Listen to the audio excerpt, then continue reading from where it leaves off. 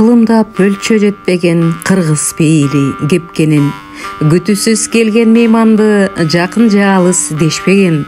Абалтан ата кесиби мейманга ачык ишиги, бейпил кылып өстүргөн ала тоо залкар бешиги. Медербек Акимкожоев. Кыргыз коногу.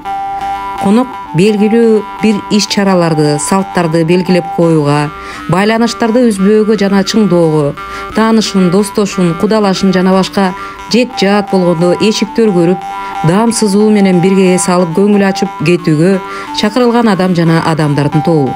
Милдет катарында келип кетүүгө кириптелген адам эскерип келсе дагы, эскертпей келсе да мейман конок катары эсептелет. Коноктордун санына, убактысына, даражасына карата даам даярдалат, мал союлат, эс алуулар уюштурулат. Кудай конок. Жол жүрүп келе жатып, бейтаныш үйгө конуп кетүүгө кириптелген адам. Кудай коноктун айтылбастан эле сезилет.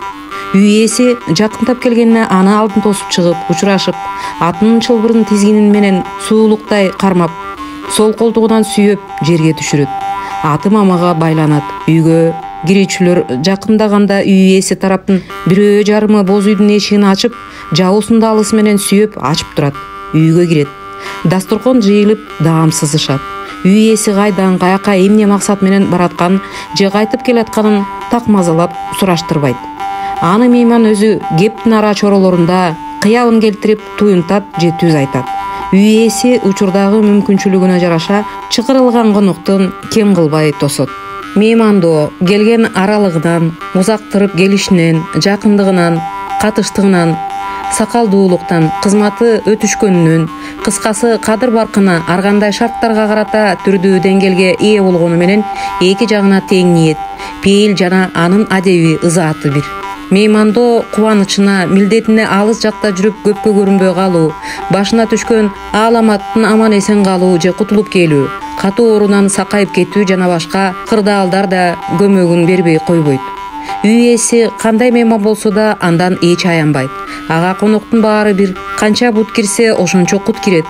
Конок кирет эшиктен, ырыскы кирет тешиктен деп кубанат. Чакырып келтире албаганды Кудай айдап келген туура деп жетине албай калат.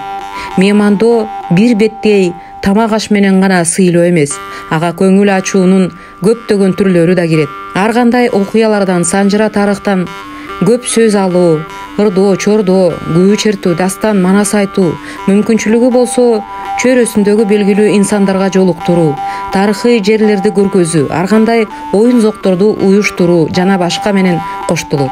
Алардагы ар бир урунтуу көз ирмемдерде бата тилектер, каалоолор айтылат. Ыраазычылыктар ийкем менен да, сөз менен да билдирет. Конок ызааты.